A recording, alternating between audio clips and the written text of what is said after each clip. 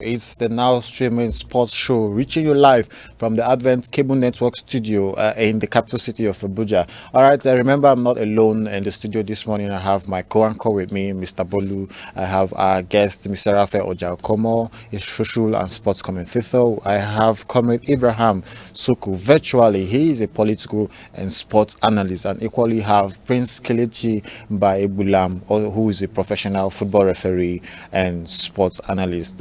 Joining us later on in a couple of minutes from now is Dr. Edisiri Izu, who is a sports analyst.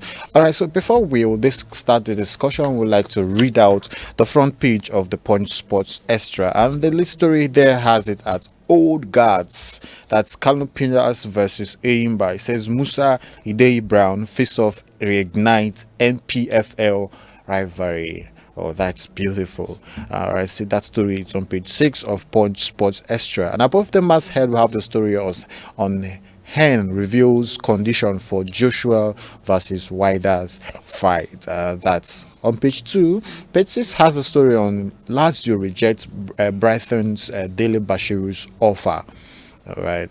Page 7 now have the story on Osime charges Gala teammates after Europa throw. Page 7 also have another story on UEFA Champions League goal 3's Lukman.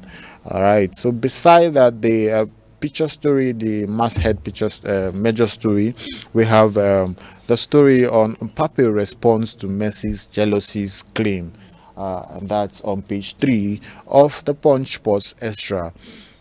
Page 4 has the story on 115 FFP Haaland back City to avoid penalty, and page 3 has the story on Lewandowski equals Ronaldo's UEFA Champions League record goals. All right, and page 5 has the story on United lower Garnacho's asking price. And then the bottom strip story have the story on cricket. It says Nigeria to face England and Ireland in the World Cup ongoing on the 19 cricket women's World Cup. And page 2 finally has the story on Helmut Tin makes Ferrari's debut.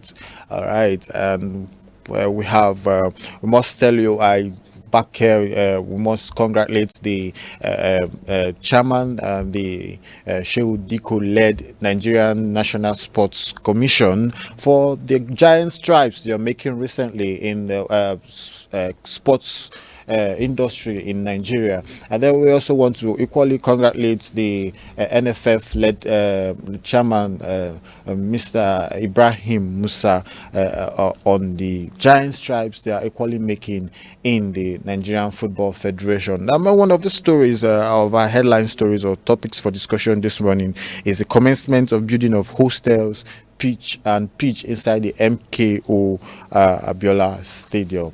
I think, Mr. Raphael, if you agree with me, this has been one of the things we've been beckoning on the grassroots involvement, grassroots development of us within our sports sector in the Republic, in the Federal Republic of Nigeria. So now the NFF chairman has commenced. The project is right ongoing. The last I looked at the story, it showed I saw bulldozers cutting down, bringing down trees to clear up the ground for the commencement of this structure. What do you have to say about this whole project? You know, one thing I usually tell people is this: when Nigerians want to do something, infrastructure, in this context, when we want to build, we can give you the best of the best. But the problem has always been our maintenance culture. It's a good one in the right direction, at least when people come around for games, come around for activities in the stadium, they get a place to stay and facilities to use. But the question now begs to say, are we focusing now on this part? Because if you remember, all our qualifying games have been played in Uyo, and this is a national stadium here in Abuja, where the pitch has been rolled out to be used for any serious game at all. Even Aimba plays their games in Uyo. Do you understand? And then the tracks in that same stadium is nothing to write home about, and some facilities in that stadium is nothing to write home about. Now, I would have thought that, aside, yes, like I said, is a right step in the right direction of wanting to build these facilities for the use of sportsmen. But then again, why not look at it holistically to say, put this stadium back into shape where everything is? Because one thing that we're sure of, by the time they are done with this facility, you hear they want to come and maybe renovate or do one thing or the other to the other part of the stadium. If we could do these things together, so in one swoop, we have everything working and in good shape. But like I said, you know how we are. I don't want to say you know how we are. You know how the system can be sometimes. We have the best hands to do these things, but then how do you maintain this facility so that it will be in use for years to come by sportsmen? Not a situation whereby you're done. Remember the case in the Olympic scandal where the cyclists said they were not allowed to use the facility, that's the velodrome, to train, and so on and so forth. That some churches and political whatever were renting the place for activities. Why the main reason why it was built was not they were not allowed to use it, was under lock and key. I am praying and hoping that these hostels, these facilities that they are working on now, building now, will be used judiciously rather, for the main purpose for which they were built for. And I will still want to beckon on them and plead with them to look at the pitches around the stadium, even the stadium itself and the facilities, to also work on it so that we can have our Super Eagles, our darling Super Eagles, still come to play in Abuja again, not also having to run all the way to Uyo or having to watch them. We want to also see them live and direct. All right, thank you so much, Mr. Alfred. Also, just to point out to you that the President of the Federal Republic, President Bola Tinubu, is very well behind and in support of the National Sports Commission, and having in mind that there has been a huge increase on unprecedented increase on the budget for the National Sports Commission. You know, earlier on, before this year, like say for 2024 had about 31.2 billion naira budgeted for sports, but this year we are seeing a whooping 94.9 billion naira for sports. So in line with all you just said, the maintenance and renovation of the national stadium, so I believe this is captured in the budget, but let's watch and see how it all avails. My own is, yes, there's been an increase in the budget, but let's not also forget that when you talk about sports, we're not just making reference to football alone. Yeah. I'm making reference to all the sports. And all these sports have their different facilities at maybe different venues. Not all of them you might find in the national stadium. I don't even know if the swimming pool area is, if they've not been taken over by lions and gorillas and the likes. Do you understand? The crocodile. I don't know if that place is even, and the tennis areas and so on and so forth. The point is, use that which has been earmarked for this project judiciously for them, so that people can see what has been provided for. All right, thank you so much. Before my co-anchor take over, I'd like to find out from Prince Kelechi Mbebula, what do you have to say about the performances of the current sitting chairman of the Nigerian National Sports Commission and the Nigerian Football Federation? Let's hear from you. Thank you once again for having me. I must confess that the performance of the Sports Commission Chairman Aladi Shehu, I'm going to give him a thumbs up, in as much as it's not been too long he was being appointed as the chairman. And I just, like I said, I want to give him a thumbs up, and I believe the year is just starting fresh. So let's give them the benefit of doubt, and let's see how it goes. But holistically, if you look at it, I must say he's doing well. His team are doing well, and then in line with the NFF as well. I will also say the year is just starting, so let's not judge them in the 3 days of the year. So let's see how the year rolls, and then from that, I believe we'll be able to give a percentage on their performances. So for now, I'll just say they're doing well. Thank you. All right, thank you very much, Mr. Kileshi over there. I just want us to quickly touch.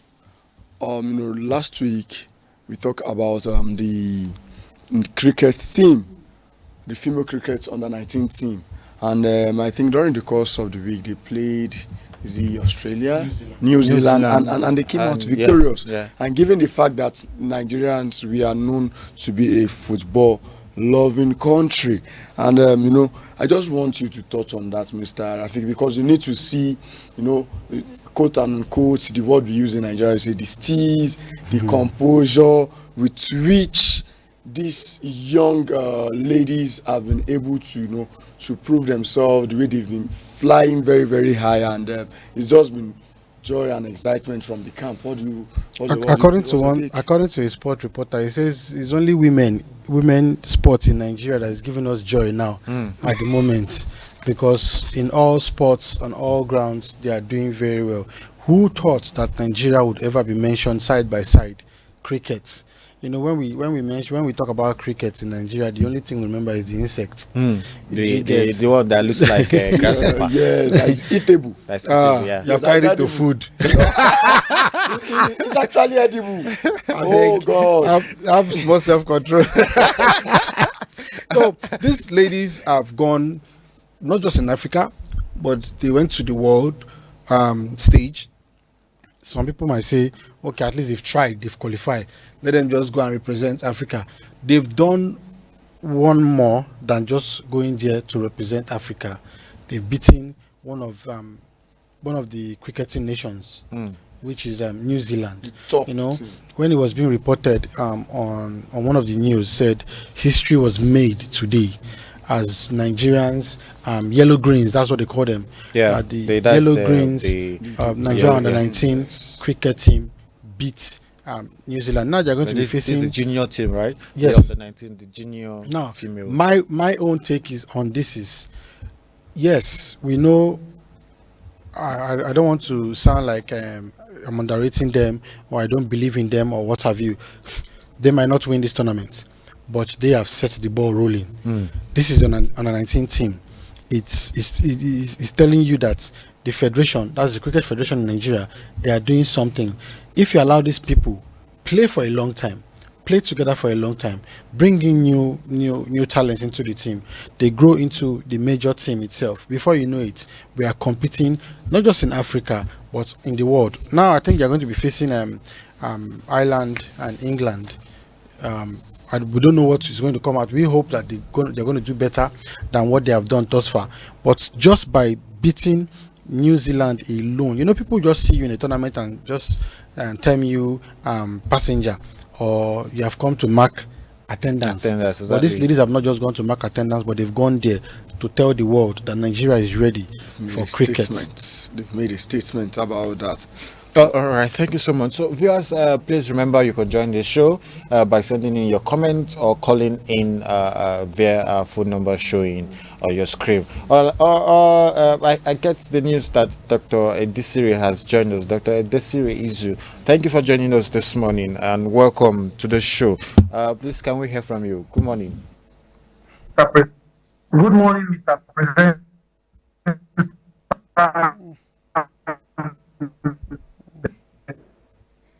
All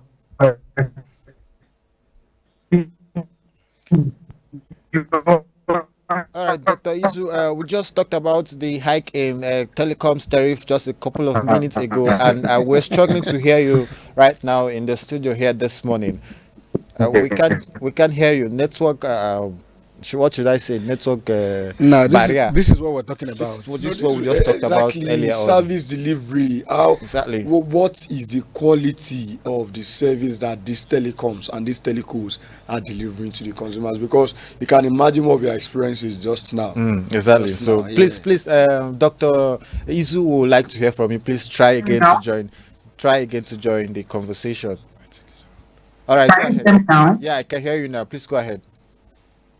Oh, I said, good morning, Mr. Presenter, my co-panel.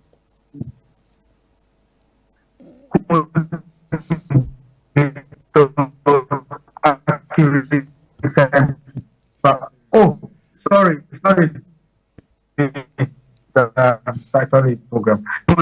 moderator and my co-panelists and our entire today's action champions me. And with good people want to be here and we thought have a great time for you. Thank you so much. All right, thank you for joining us on this show this morning. All right, so Comrade Abraham Soko. Now, last week on the show, we were so excited to hear our Nigerian the 19 females featuring at the International Cricket World Cup Women Under 19 competition. So please, let's hear your view. They've done well. They've not done badly from the group stage, and now they've qualified out of the group stages. Aside from South Africa, that gave them a tough time on the group, every other team on the group was an easy going for them.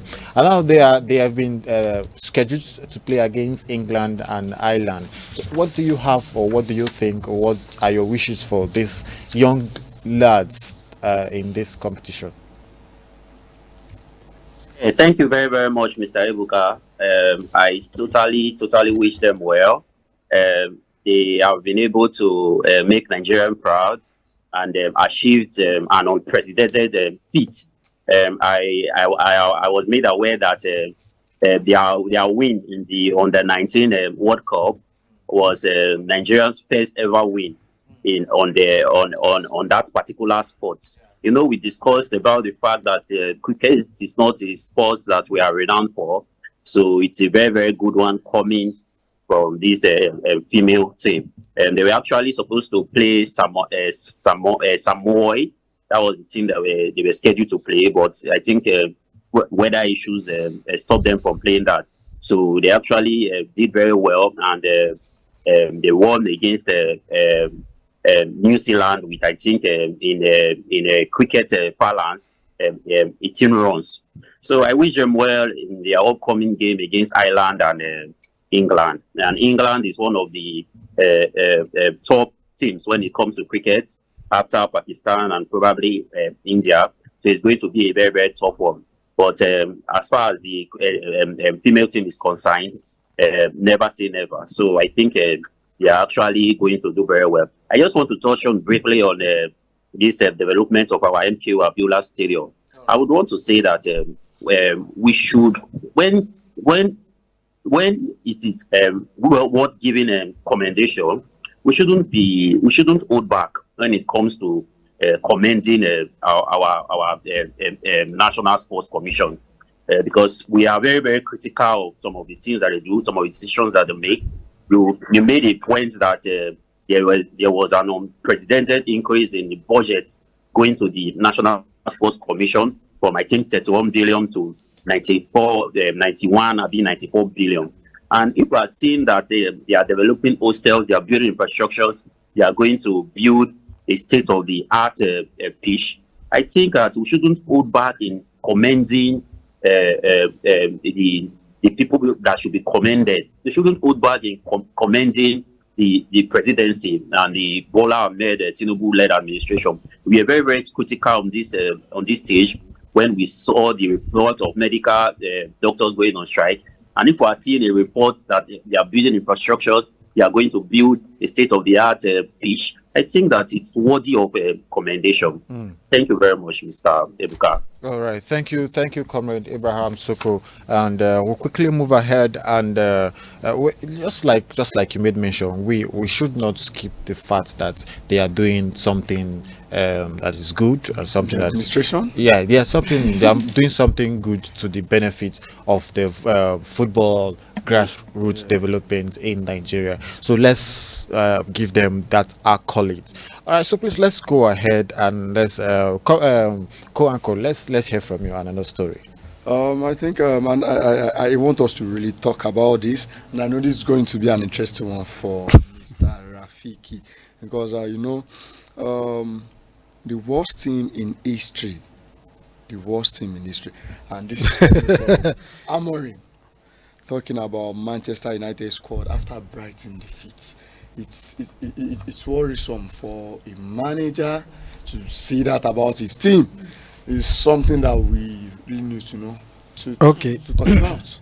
I think he made the comment rather, but I think he must have been taken out of context, and I'll tell you why I said it was taken out of context. One thing about British media is they look for the worst in those that are not theirs. they look for the worst in those that are not theirs. Now, he made that statement. He said, I'm going to give you headline. He baited them, and then they grabbed it. Yes, he is not experienced with this British media, who are looking for every opportunity to grab you in one corner and make money with you in their headlines. When he came with Man U the first time, he said he was telling Gary Neville in one of the interviews that I know yourself and the other guys like to criticize and do this and do that. You will see a lot.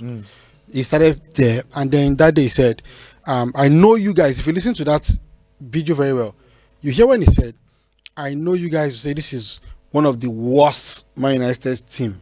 Not saying this is the worst Man United team. I wish a lot of us can go back and listen to it again.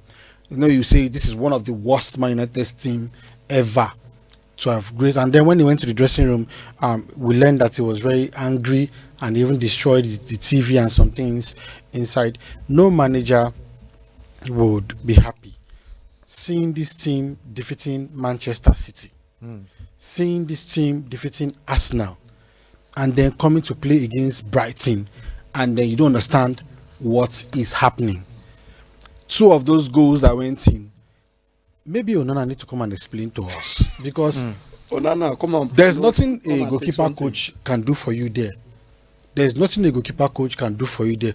When that ball came in, I was watching that game. I just said in my mind, I said, don't lose this ball.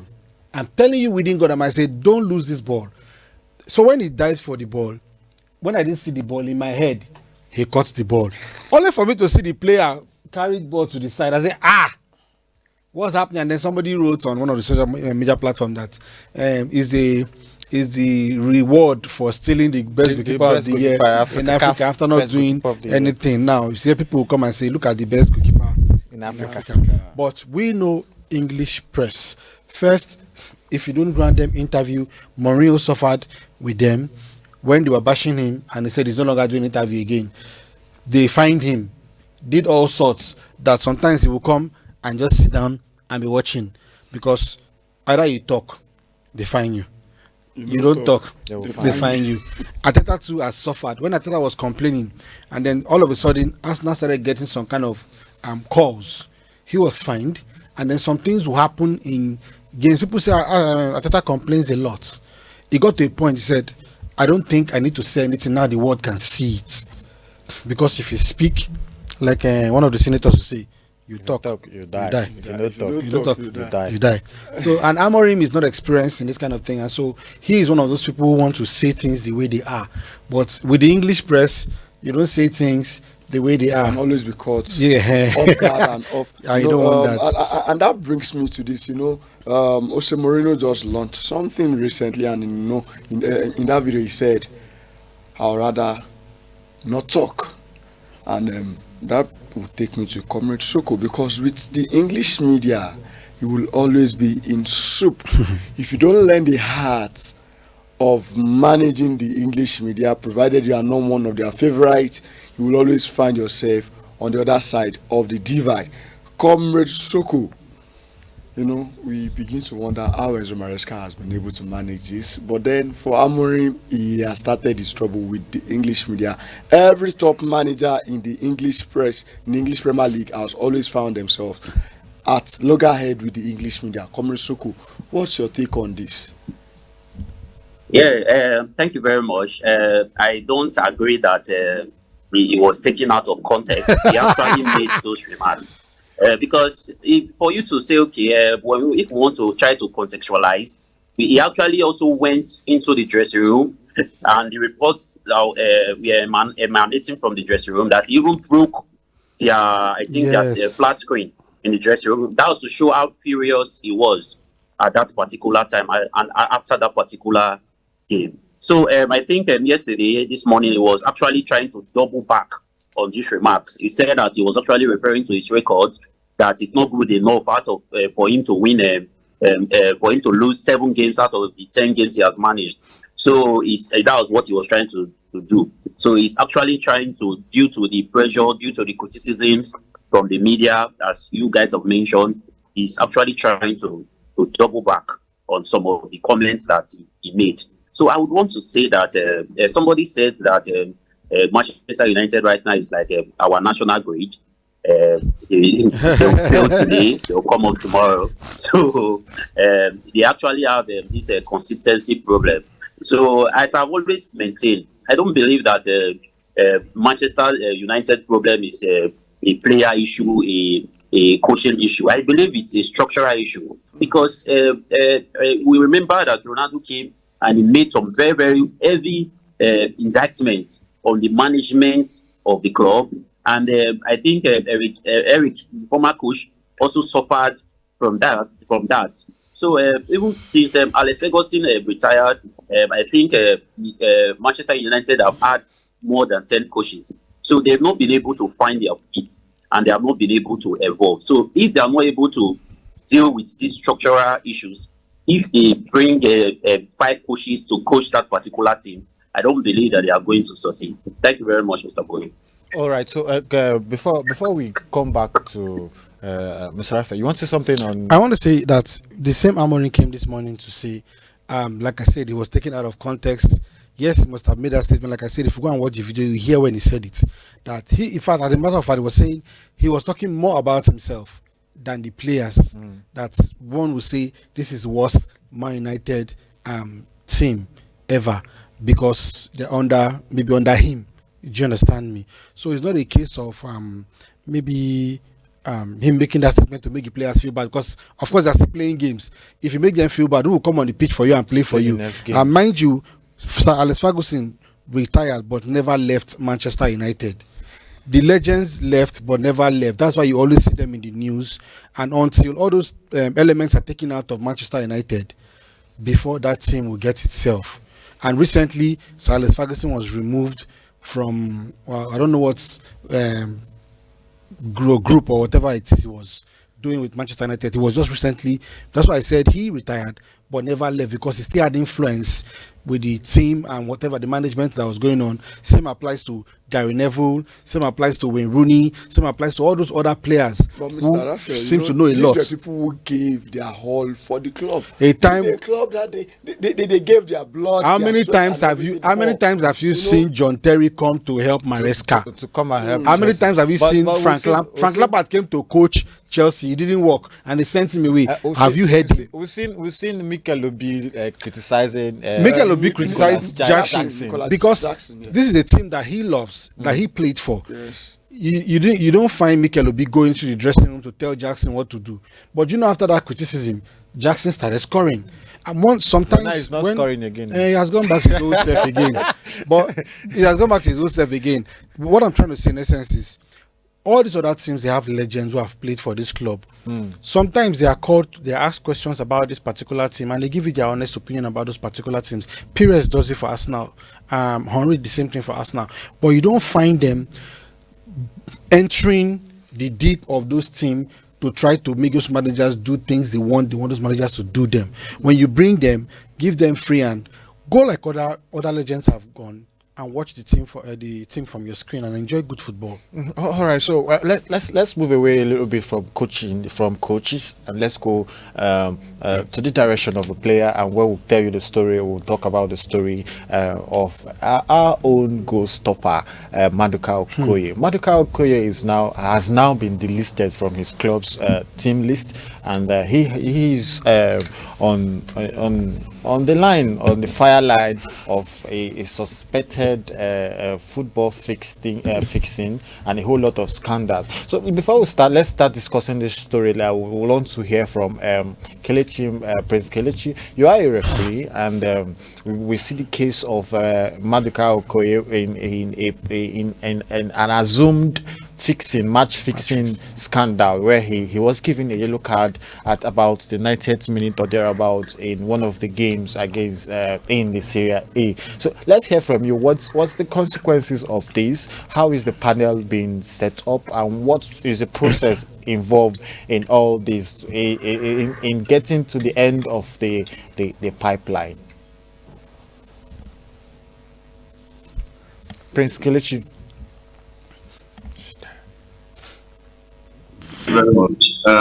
this Okoye issue. There's one thing about all these issues that has to do with gambling. If I'm to say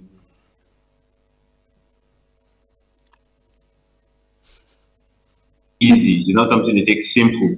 It's something. It's something that can be. You have to use the word career ending.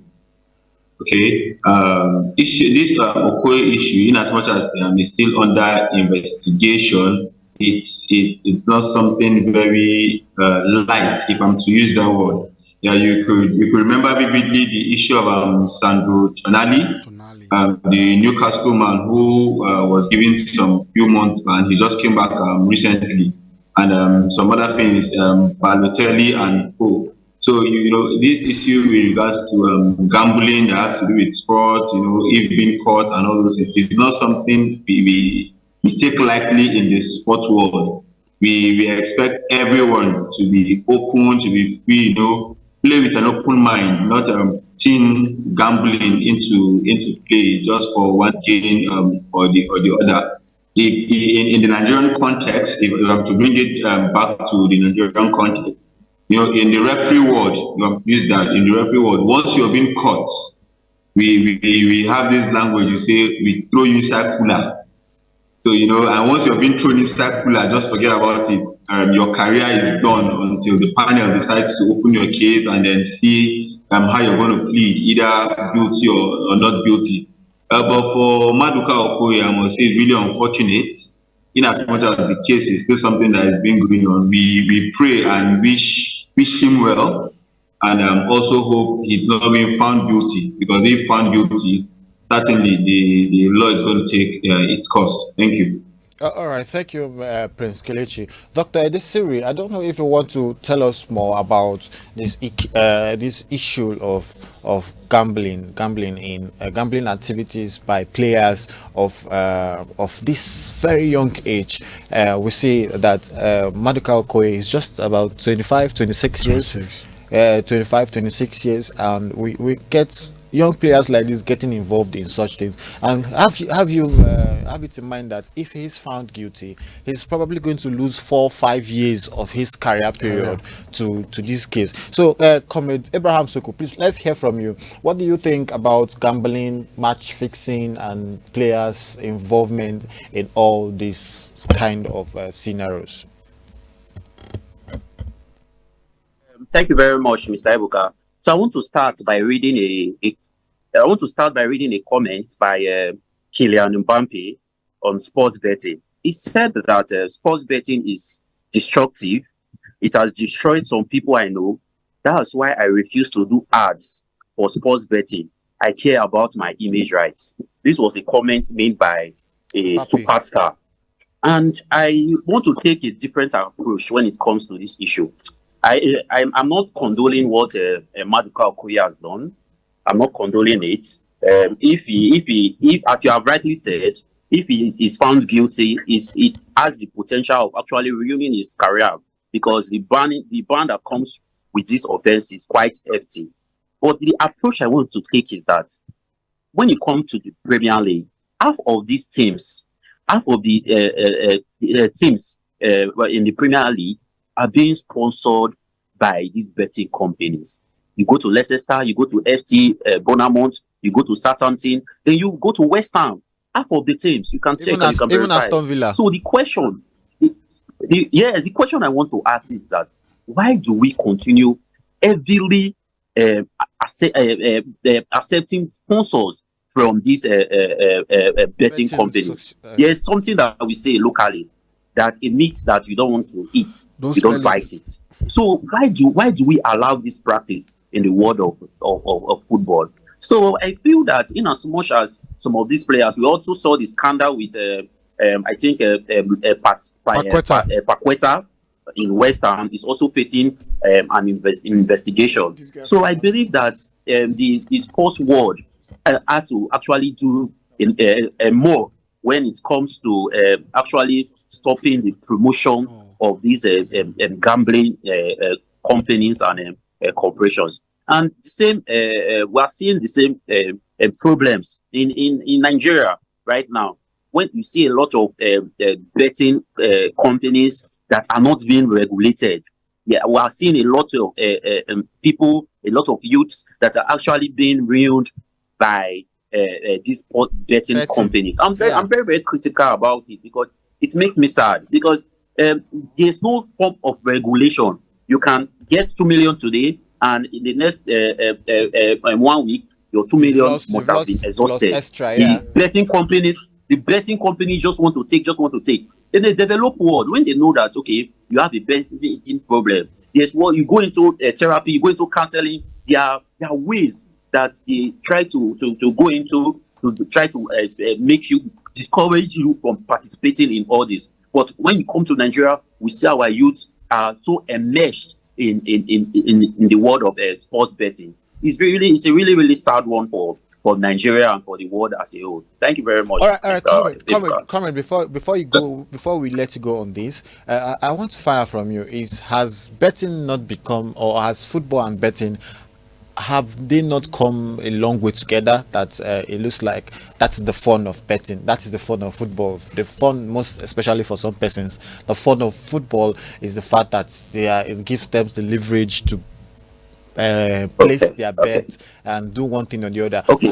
And also to ask, has betting not? It looks like betting has gotten to a level where we say it's now a means of livelihood for some persons across the globe, not just Nigeria. Some persons live out of betting, out of staking for football teams or football players or what have you. So let's hear from you.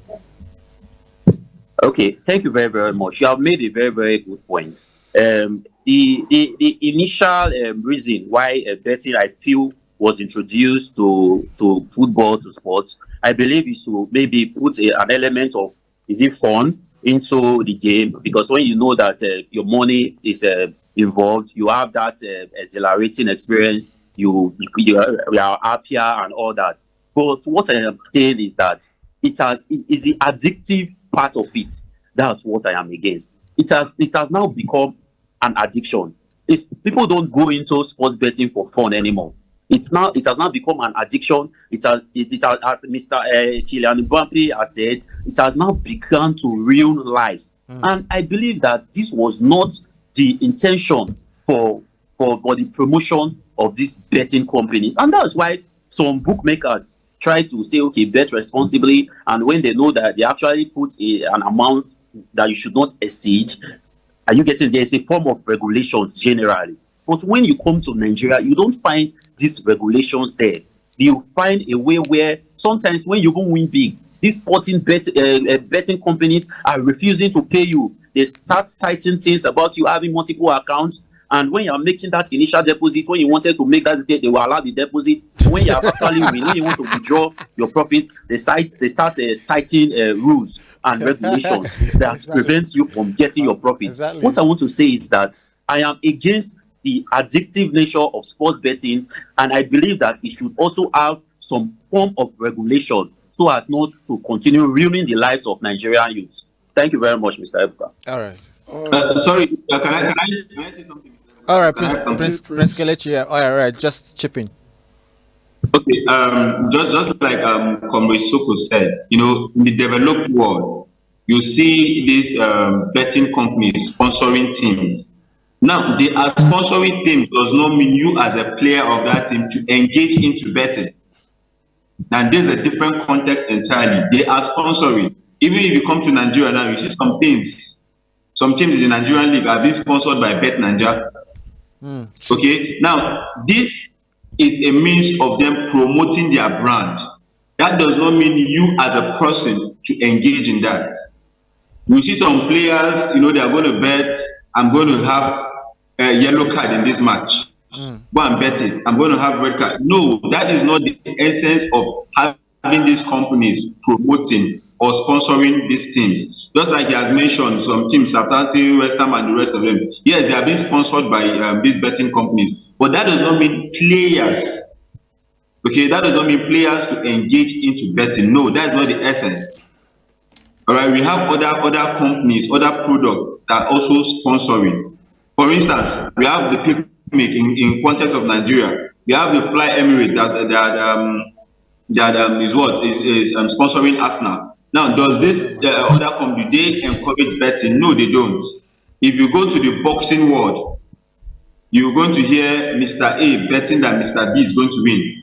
If you go to the MMA, that is the kickboxing world, you're also going to see that. So I go in line with him. The addictive part of it, in terms of youth and other persons engaging in it, but companies sponsoring their teams or companies sponsoring a particular team, I don't think it has anything to do with players trying to bet in terms of the sporting event they belong to, and that's why the penalty for sport betting is actually high. Thank you. All right, thank you so much. All right, thank you very much, Prince, Mr. Kelechi there. And coming up now, we'll be talking about our superstar, the man of the moment, as far as Africa Confederation is concerned. Is it African Dior or Cav Dior? What do we call it? And very quickly, the headline says that's massive. Expert calls for Lookman's movement to be taught in academies globally. The last game Atlanta played in the Champions League, it didn't start. They brought him in as a sub, and he became a super sub because he scored in the same game and also assisted in the same game. I don't know if you look at his way of play, Mr. Rafiki, what do you have to say? When they say money misroad for some people, and they say talent misroad for some people, and also say award misroad for some people, after winning. You winning an award like Onana. After winning the award, we're waiting to see. Although let's not take it away from Onana. If not for Onana, only God knows what Man U would have suffered in the hands of City and Arsenal. Even in this season. In this season, do you understand me? So let's not take it away from him. He also gives his own best. But then we're looking at Lookman. He is the recent African Footballer of the Year, and not just African Footballer of the Year on paper. Every time he comes on the pitch, he shows the reason why. I think for the next one, the only person that might rival him for the next one will be Mohamed Salah. At the moment, the only person, and if Salah keeps the momentum with which he's going at the moment, that's the only person that might unseat him in that throne. If not, if anything takes Salah out, I still see Lookman retaining that title. And then in the world as it is right now, how many wingers that are productive in the final third can you really say you have right now? You have Lookman, you have maybe Vinicius Junior, and Rafael Leao, maybe AC Milan. How many of them can you bring out now that will either give you his goal and assist contribution this season? It's more than 20. Goal and assist this season in all competition is more than 20. How many other wingers? I'm an Arsenal fan, and every day I cry whenever Martinelli is playing. Whenever Martinelli is playing, you're always begging him to raise his head up. That Oga, see the goal post. Do you understand me? It's one thing for you to be skillful, gifted, but at the same time, your end point, the end point where everybody wants to see. I was watching one game, Sassuolo and another team in Italian league, and there was this particular number 9. As they were playing, the commentator just said, "This is the number 9 that never scores," and I'm like, "Who? The number 9 who never scores?" And he was the top striker of the team Sassuolo. I think they've gone to relegation at the moment. So, but right now, he is not just proving bookmakers right that he was the right man to be voted African Footballer of the Year. He's also proving to them that he was not a fluke. He keeps giving results week in, week out. If he's not scoring, he's assisting. All right, thank you very much, Mr. Rafiki. There, bookmakers, pundits, everyone can actually and finally see that Lookman Scarf Award is not a fluke. And just as we go to Comrade Soko, like Chukwemeka, like Bukayo Saka, like Martinelli, all of them in the same league, but they cannot be compared to this man, Ademola Lookman, and they all play the wings also. So I want to get your opinion about Ademola's Lookman current form, because he's looking celestial, because he's been one of the very few players that has been taking Atlanta to the top of the Italian league and even in the Champions League. Comrade Abraham Soko. Thank you very much, Mr. Bolu. I would want to say that I've been very, very impressed with its form. I'm glad that when he won the African best footballer, he was able to continue having that form. Funny enough, in the game they featured in the Champions League, he was actually even rested. He had to come in the second half, and when he came, he also got on the score sheet. So it's a very, very good one. And I'm glad that this report is coming out that the expert calls that his movement should be taught in academies. As Mr. Raphael rightly said, there are some players that, when it comes to technique, they are really, really bad. He made mention of Martinelli, and I have also actually noticed it that he always keeps his head down. So when it comes to technique, some players are top notch, while some are really, really not good enough. And the same thing goes for free kick. For we up to this moment, we have seen some very, very consistent free kick takers like Beckham. When you look at their technique, Jorginho, when you look at their techniques, you are actually really, really impressed with it. So I'm glad that our own Ademola Lookman is actually following on this path. Also, I want to add quickly that starting from the 2026 season, the Premier League teams have agreed to ban the sponsoring of sports betting companies. And this want to take me back to what I have earlier said. I am not against the promotion of sports betting companies. I'm just saying that when you have these rules preventing players from engaging in sports betting, I don't believe that it is right for you to put it in their faces. I don't believe that it is right. You have to at least cease to advertise it, at least as regards to these players. So I will still maintain that we actually don't need that. They should go elsewhere to advertise, because it is contradictory. You should not. You are asking players not to bet, and you are wearing sport betting company team jerseys. So thank you very much, Mr. Bolu. All right, thank you, Comrade Abraham Soko. Now let's move a little bit into the what is trending right now. We want to go into the UEFA Champions League matches. So Dr. Edesiri want to hear from you.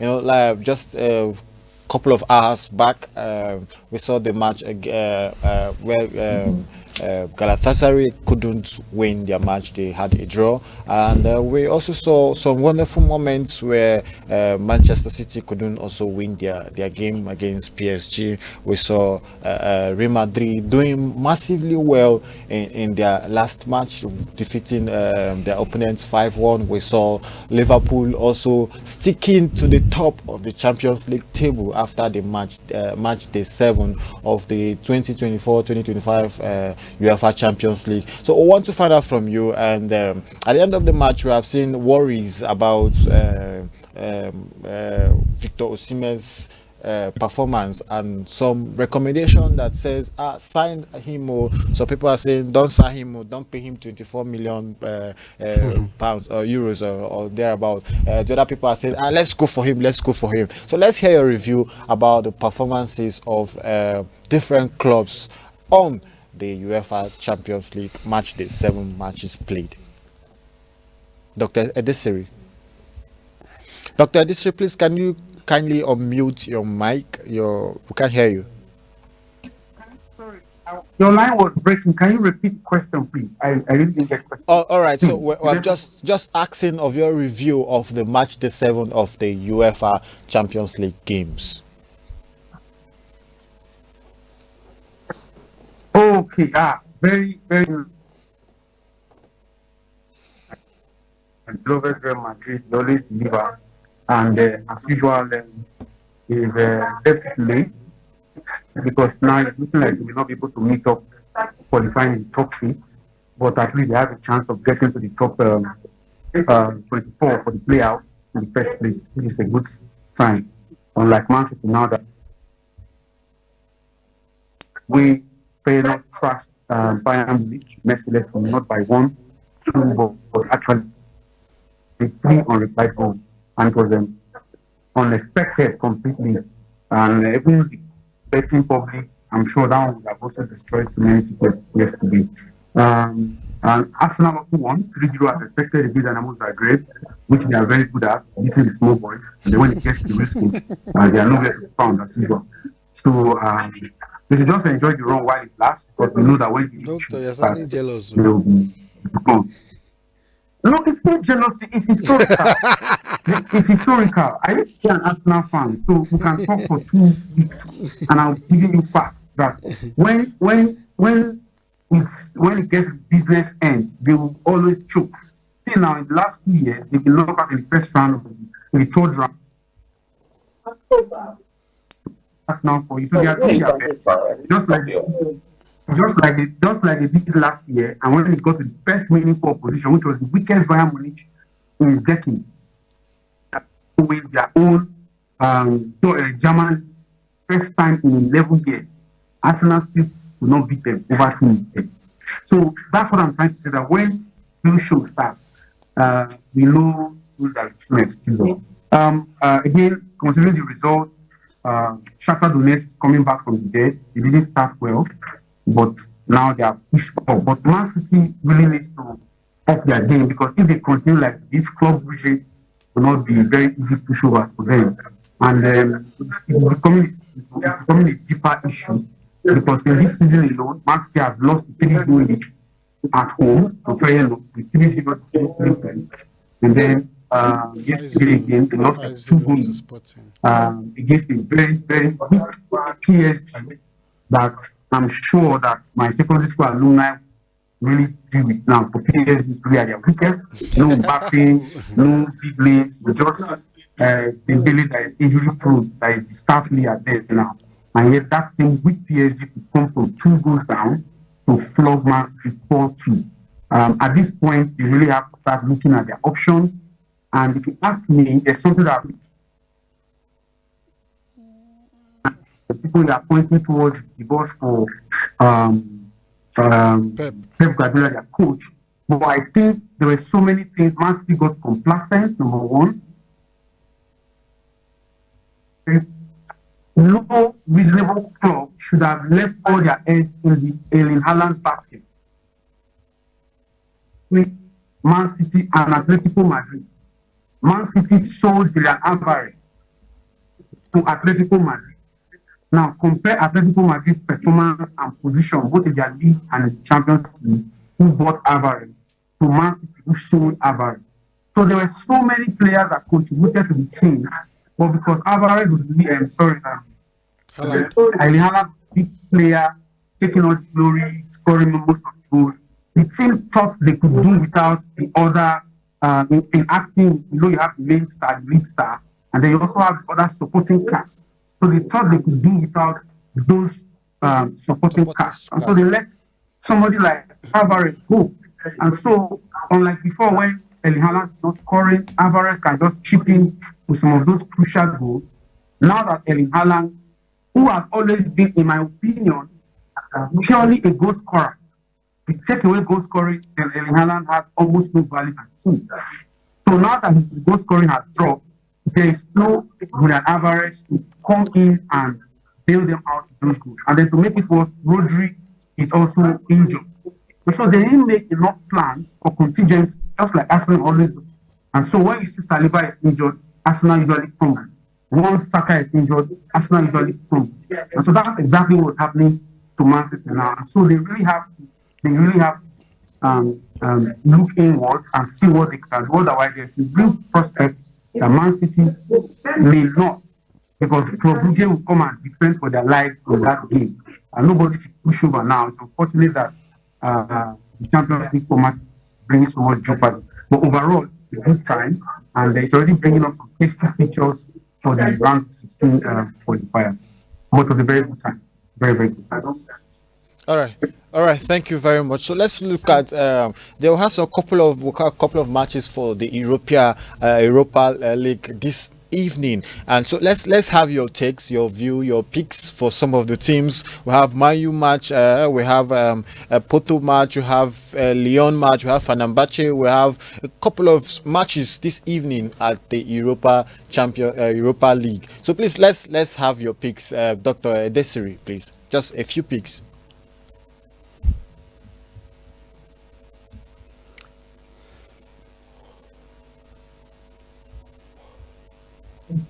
For me, thank you so much. For me, I think the major focus will be on Man U readers.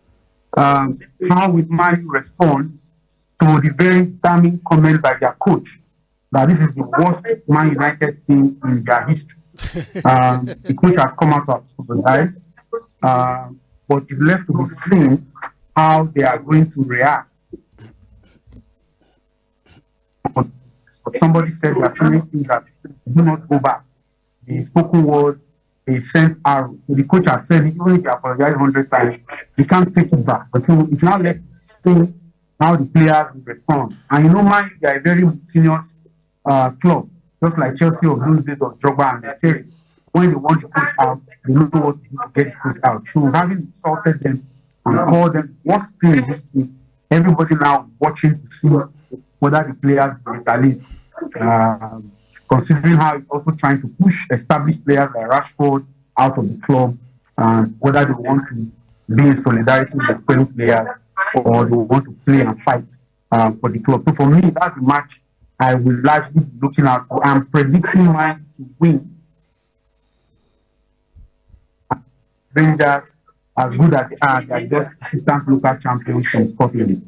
You know, the local champions are Celtic and the assistant is Rangers. So I think mine might just edge it a bit. Another key match there that we'll be looking at for Wolverhampton and Tottenham. It's a match between two teams that are pathologically unable to defend.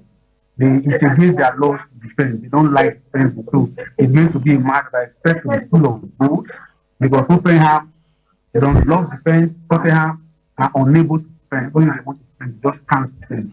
So it's going to be exciting. We see goals at both ends. But Tottenham appears to be the bigger team. You know, English teams have this bigger advantage.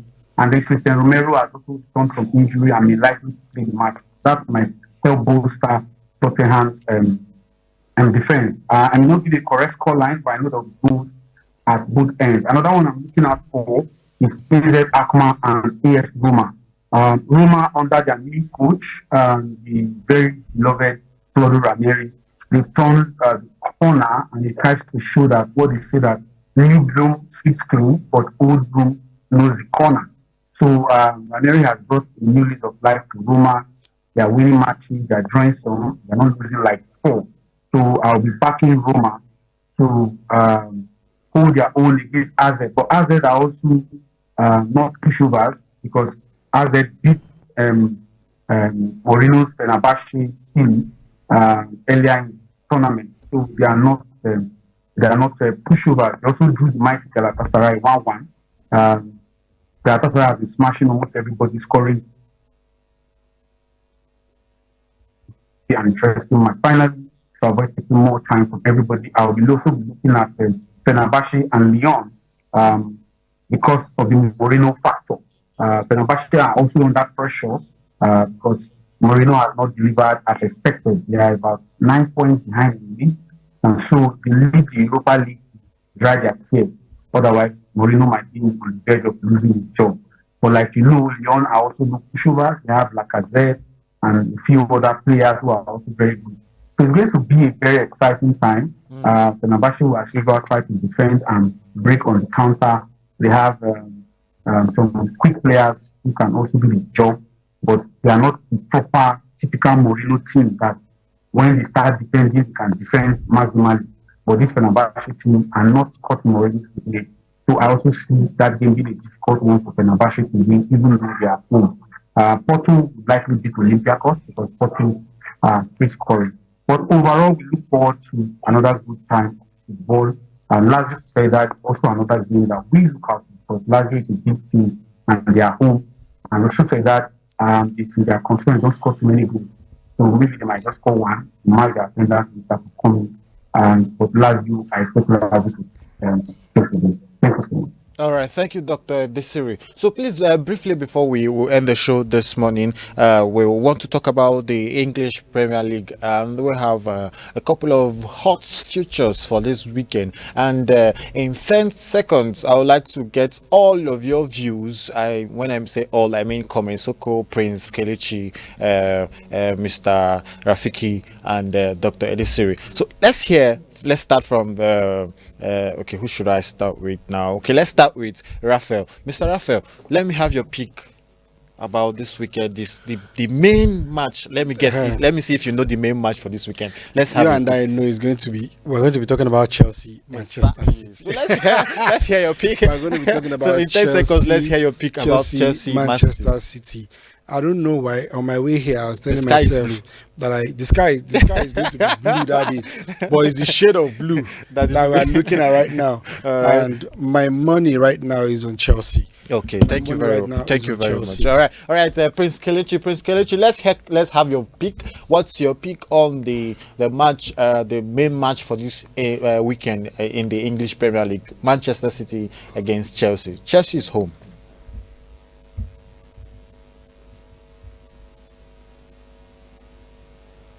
Yeah, Prince Kelechi, sorry. Chelsea's away to Man City. Yeah. Yeah, can we? Prince Kelechi. Yes, can you hear me now? I can hear you, yeah. So let's have your pick this weekend's EPL, Man City against Chelsea. My pick is going to be draw game. Okay, all right. Thank you very much. All right, so we also want to get your pick, Comrade Soko. I know you're a Chelsea fan. You will not pick against Chelsea. So let's just hear what you have to say concerning Manchester City against Chelsea. Those people who are pretending in this season's tournament. So I'm going to stick with Mr. Kelechi. I'm going to also go with a draw.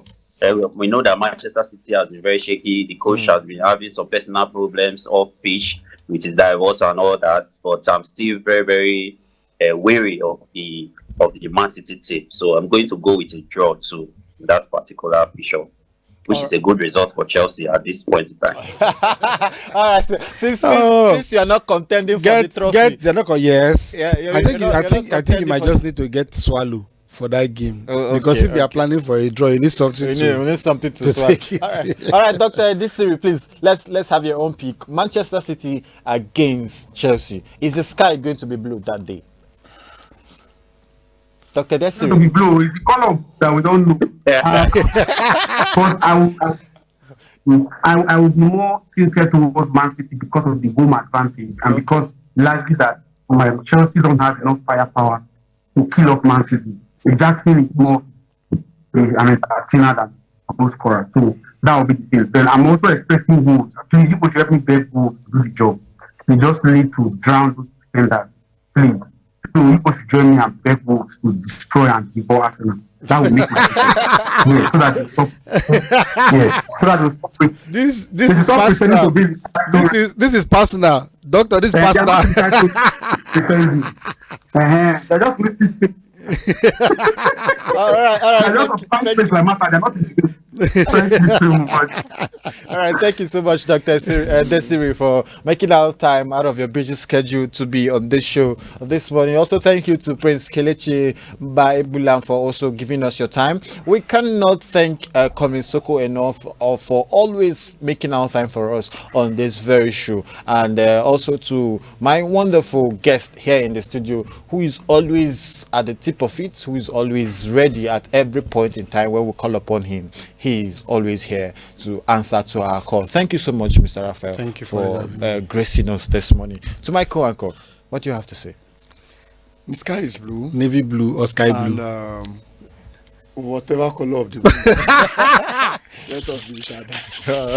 All right. So let's leave it at that, just like my co-anchor has said. All right. So we'll get to know which of the color with the sky will be when we come your way again next time. But please remember, for those who we had earlier said at the beginning of the show, that you can send in your comments, send in your views if you have not received our Christmas and New Year gift for this past holiday season. So for those of you who have sent in your names and the list is compiling, thank you very much for sending in your list, sending in your name. We'll send these names to Santa Claus ahead of 2025 Christmas and New Year citizen. And until we come your way again next time, please remain blessed. You are not alone.